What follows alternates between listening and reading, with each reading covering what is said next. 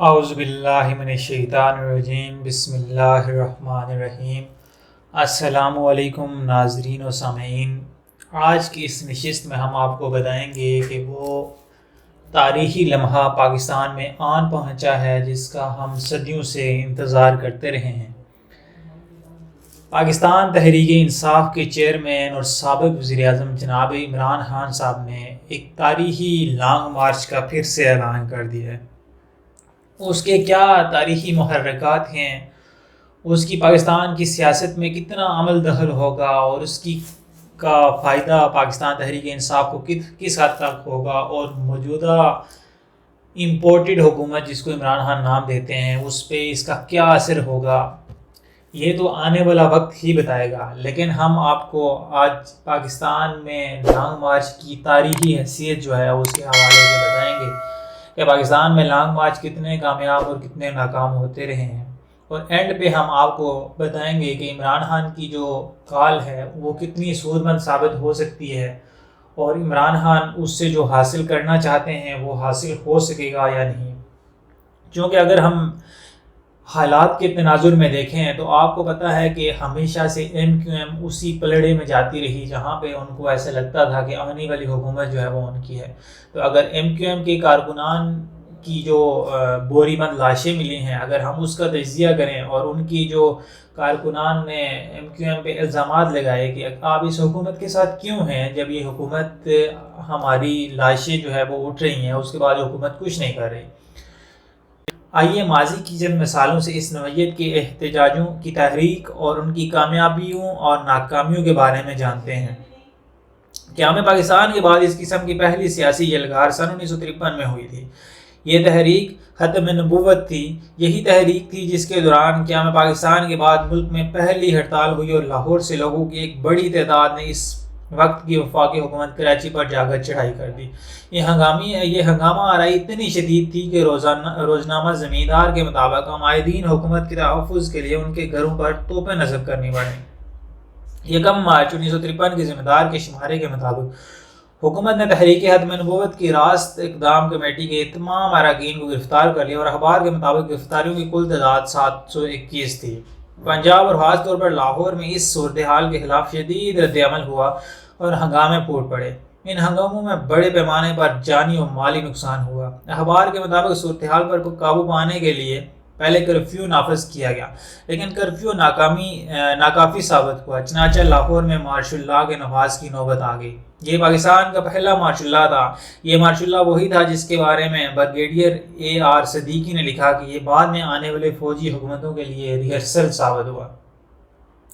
تحریک ختم نبوت پاکستان کی پہلی بڑی اور خونریز تحریک تھی۔ یہ تحریک اس وقت اپنے مقصد میں کامیاب نہ ہو سکی، لیکن کیونکہ منصوبہ سازوں کے پیش نظر وہ مقاصد ہی نہ تھے جو اس تحریک سے وابستہ لوگوں کے ذہن میں تھے۔ اس واقعے کے ٹھیک 5 سال کے بعد ایوب خان نے پاکستان میں پہلا ملک گیر مارشل لا نافذ کر دیا، لیکن یہ محض اتفاق تھا کہ اس مارشل لا کے نفاذ میں دوسری وجوہات کے علاوہ ایک جلوس بھی اس کی بڑی وجہ بنا۔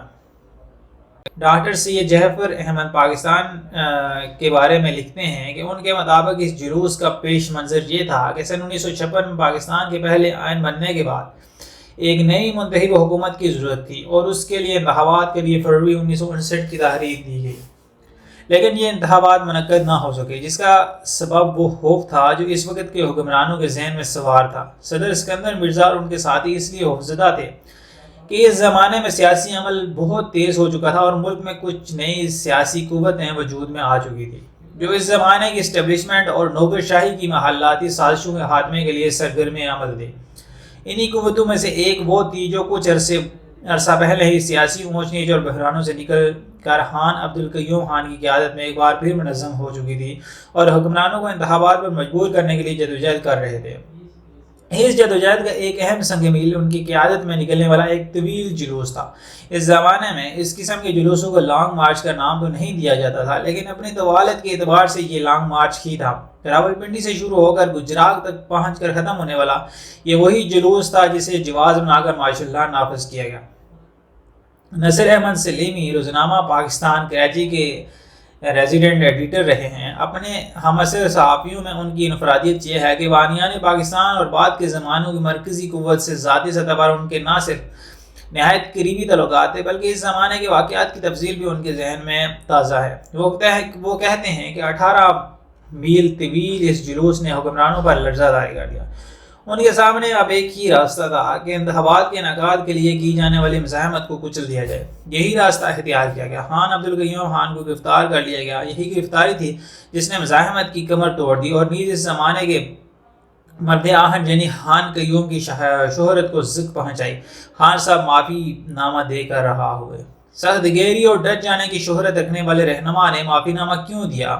نصیر احمد سلیمی کہتے ہیں کہ اس سوال کا جواب خان قیوم نے اپنے ایک انٹرویو میں دیا۔ ایک انٹرویو میں ان سے ایک سوال کیا گیا کہ جتنا طویل آپ کا جلوس تھا جتنا ہی طویل آپ کا معافی نامہ تھا، آپ نے اتنی کم ہمتی کیوں دکھائی؟ خان صاحب نے جواب دیا کہ جیسا بدترین تشدد اس قید میں نے برداشت کیا، اس تشدد کا سامنا کوئی کر کے دکھائے تو میں مان جاؤں گا۔ ایوب خان کے مارشل لا کے خلاف ملک کے دونوں حصوں یعنی مشرقی اور مغربی پاکستان میں بڑے پیمانے پر احتجاج ہوا، لیکن لانگ مارچ جیسے جلوسوں کی نوبت نہیں آئی۔ اسی طرح مشرقی پاکستان کے علیحدگی سے قبل انتخابات اور ان کے بعد بھی بڑے جلوسوں کے واقعات ریکارڈ پر نہیں ہیں۔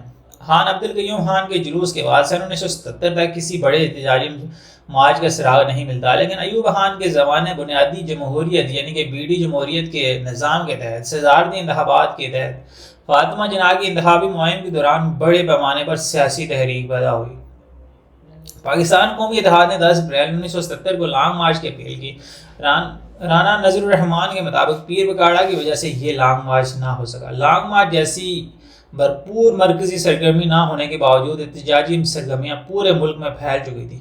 اتحاد کی اپیل پر سول نافرمانی کی اپیل کامیاب ہو چکی تھی۔ لوگ لازمی سروسز کے بل جمع نہیں کروا رہے تھے اور ٹرینوں پر بلا ٹکٹ سوار ہو رہے تھے۔ اس ہنگامہ خیزی کا دائرہ کتنا وسیع تھا، اس کا اندازہ اس تحریک میں ہونے والے جانی نقصان سے ہوتا ہے۔ رانا نذیر الرحمان نے لکھا کہ 8 مارچ 1977 سے 5 جولائی 1977 تک پورے ملک میں تقریباً 425 افراد ہلاک ہوئے اور بعض اس بری طرح سے زخمی ہوئے کہ زندگی ان کے لیے وبال جان بن گئی۔ اتنی ہماگیری کے باوجود یہ تحریک اپنے مقاصد یعنی کہ نئے انتخابات کے انعقاد میں ناکام رہی اور مارشل لا کے نواز کا ذریعہ بن گئی۔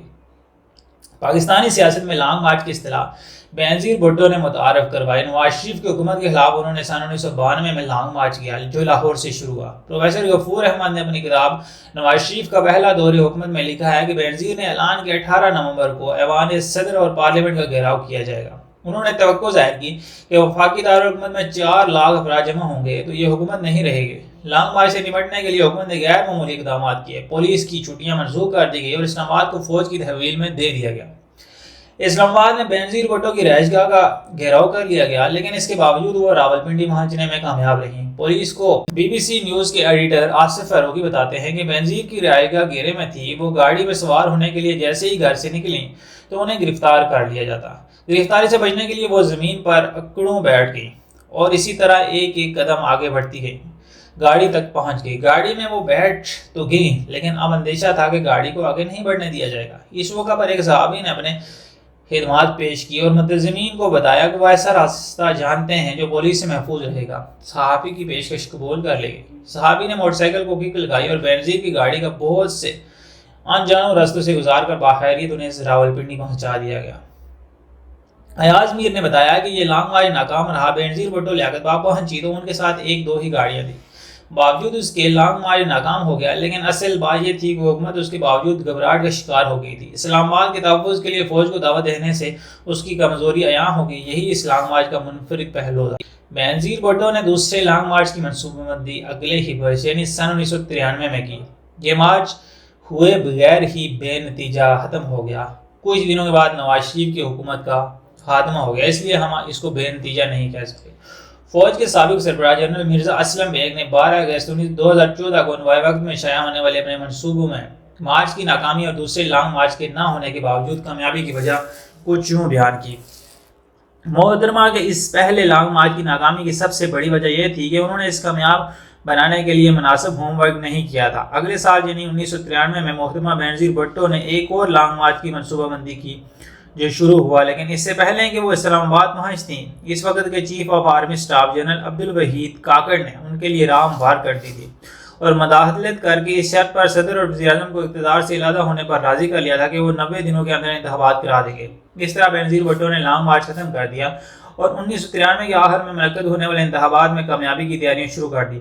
بلا شبہ اس لانگ مارچ کو کامیاب بنانے کے لیے انہوں نے مناسب ہوم ورک کیا تھا۔ اگر ہم قاضی صاحب کے دھرنے کی بات کریں تو قاضی حسین احمد صاحب نے جو دھرنے دیے، نواز شریف حکومت کے خاتمے کے بعد پاکستان پیپلز پارٹی نے انتخابات میں کامیابی حاصل کر کے اپنے دوسری حکومت بنائی۔ بینظیر بھٹو کی اس حکومت کے خلاف قاضی حسین احمد نے دھرنا دیا جو نتیجہ خیز ثابت ہوا اور اس حکومت کا خاتمہ ہو گیا۔ اس دھرنے کی کامیابی کا راز بھی اس کا مناسب ہوم ورک تھا، لیکن اس ہوم ورک کی نوعیت جنرل مرزا اسلم بے کے بتائے ہوئے ہوم ورک سے کسی طرح مختلف تھی۔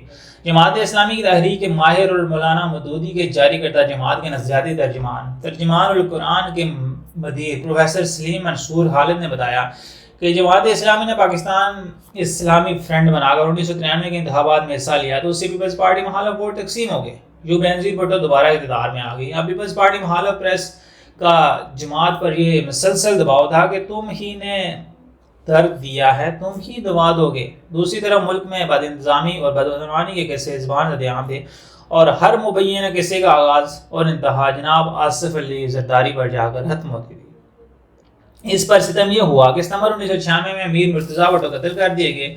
اس سے قبل جون میں جماعت اسلامی راولپنڈی میں بینظیر بھٹو حکومت کے خلاف زوردار احتجاج کر کے اپنے کارکنوں کو یکسو کر چکی تھی۔ ستمبر اکتوبر کے آتے آتے پاکستان پیپل پارٹی کے ناراض عناصر اور ترقی پسند لیڈروں کا ایک مؤثر دھڑا بھی اس حکومت کے خاتمے پر یکسو ہو گیا۔ اس طرح جماعت اسلامی اور پیپلز پارٹی کے ترقی پسند عناصر کے درمیان بینظیر بھٹو حکومت کے لیے ایک غیر اعلانیہ تعاون کا سلسلہ قائم ہو گیا، جسے صدر فاروق احمد لغاری اور ان کے بعض دیگر دوستوں ڈاکٹر مبشر حسن اور ملک معراج خالد کی تائید حاصل تھی۔ البتہ نواز شریف کی مسلم لیگ منظر سے الگ تھلگ رہی۔ پھر جنرل ضیاء الحق کے دور میں وجود میں آنے والی سول سوسائٹی بھی اس تال میل کا حصہ بن گئی۔ اس دھرنے کے تھوڑے ہی عرصے کے بعد نومبر کے پہلے ہفتے میں صدر لغاری نے بینظیر بھٹو حکومت کو معزول کر دیا اور پیپلز پارٹی کے ترقی پسند عنصر کے قابل احترام شخصیت ملک معراج خالد کی قیادت میں پوری حکومت قائم کر دی گئی۔ انتخابات ہوئے، جماعت اسلامی نے الیکشن کا بائیکاٹ کیا، نواز شریف دو تائی اکثریت کے ساتھ برسر اقتدار آ گئے۔ بینظیر بھٹو حکومت کے خاتمے کے بعد نواز شریف دو تائی اکثریت کے ساتھ حکومت بنانے میں کامیاب ہو گئے۔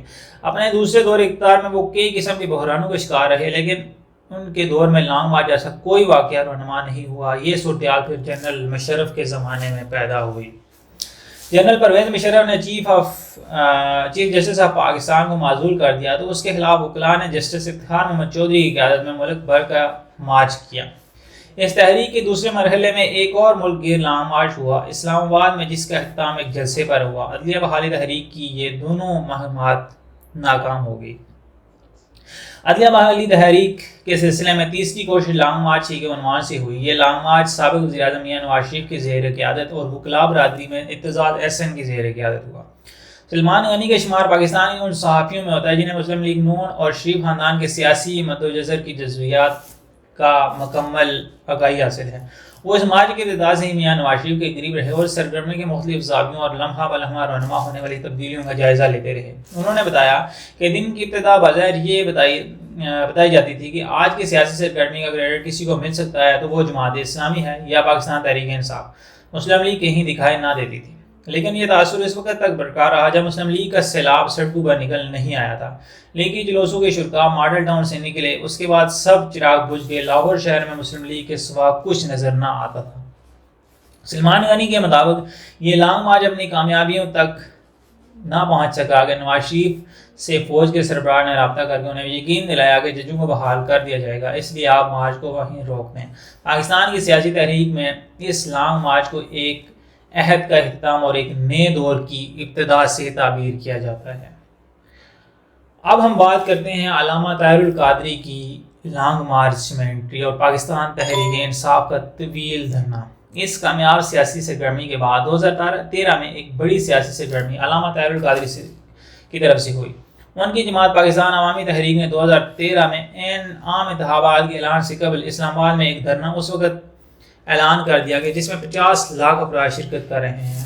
عظیم چودھری کہتے ہیں کہ چند ہزار افراد پر مشتمل یہ دھرنا کسی کامیابی کے بغیر ختم ہو گیا۔ پیپلز پارٹی حکومت نے علامہ صاحب کو فیس سیونگ دینے کے لیے مسلم لیگ ق کی قیادت کے ذریعے سے مذاکرات کیے۔ طاہر القادری اس دھرنے کے لیے 2013 کے انتخابات کو رکوانا چاہتے تھے، لیکن یہ کوشش ناکام ہو گئی۔ اس کوشش کی ناکامی کے بعد طاہر القادری ایک برس کے بعد یعنی 2014 میں دوبارہ ماضی جیسے ہی ایک جلوس کے ساتھ جیسے ہی لانگ مارچ کا نام دیا گیا، اس بار پاکستانی تحریک انصاف ان کے شانہ بشانہ اسلام آباد پہنچی۔ طاہر القادری نے اپنی تقریروں میں نظام کو لپیٹ دینے کے مطالبات کیے۔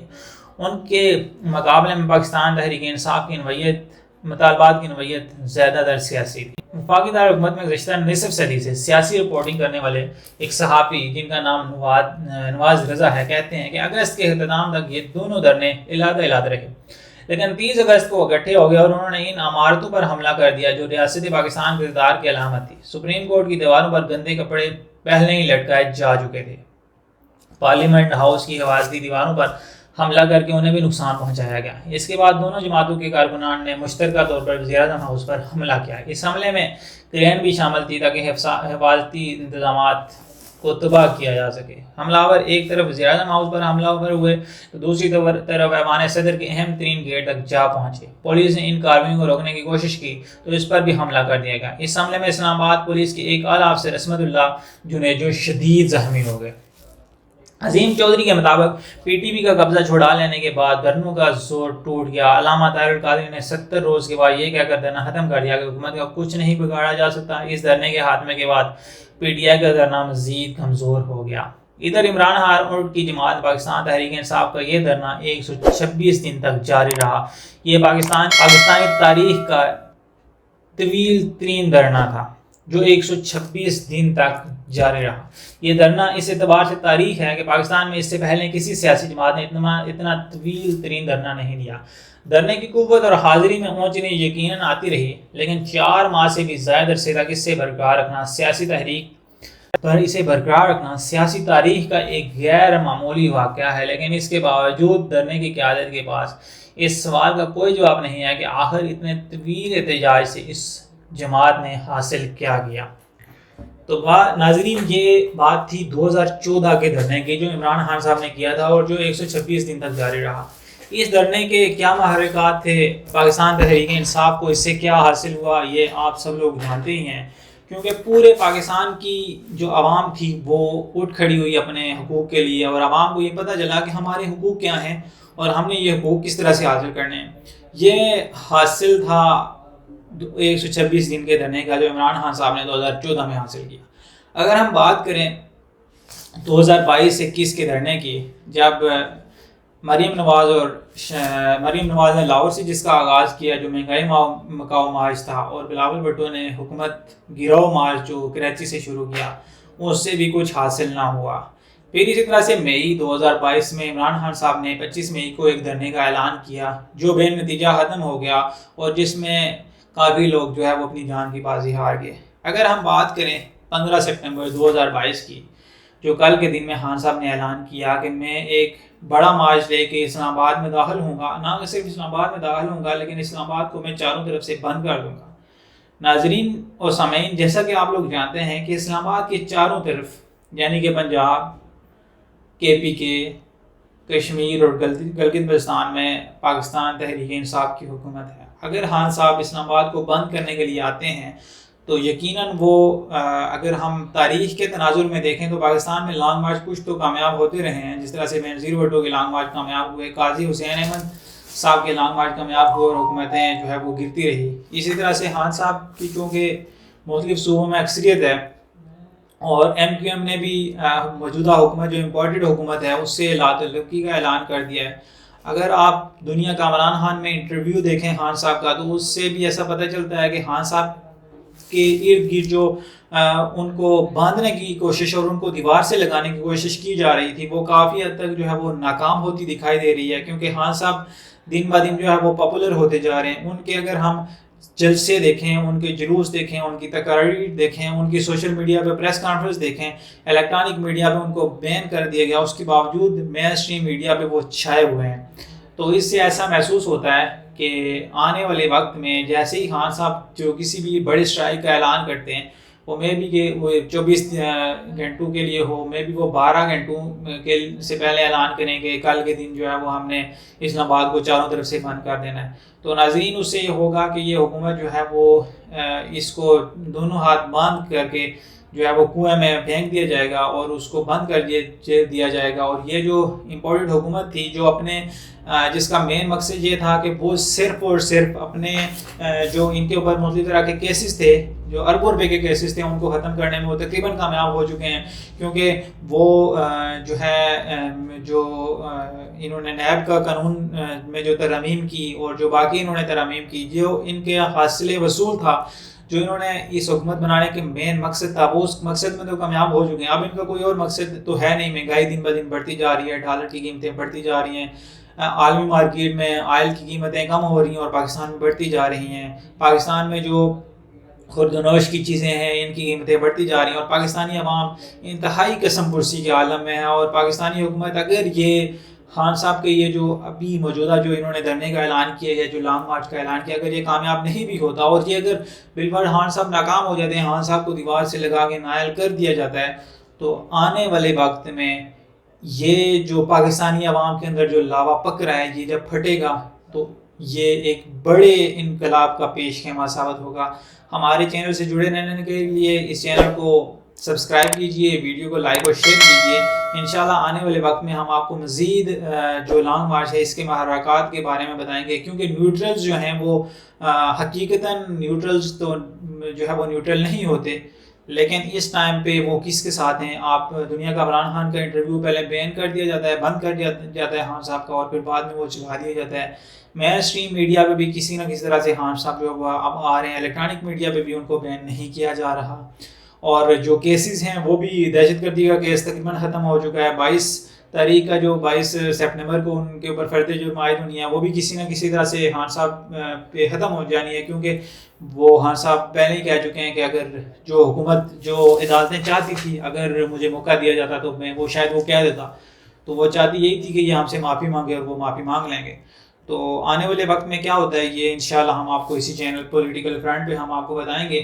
تو ہماری ویڈیو کو لائک اور شیئر کیجیے، اور اپنی جو تجاویز ہیں ہم کس طرح سے اس کو امپروو کر سکتے ہیں اور آپ کس طرح کی ویڈیوز دیکھنا چاہتے ہیں وہ کمنٹ میں ہمیں ضرور بتائیے، تاکہ ہم مزید جو ہے وہ آپ کے لیے بہتر سے بہتر جو تجزیہ ہے وہ لے کے آئیں.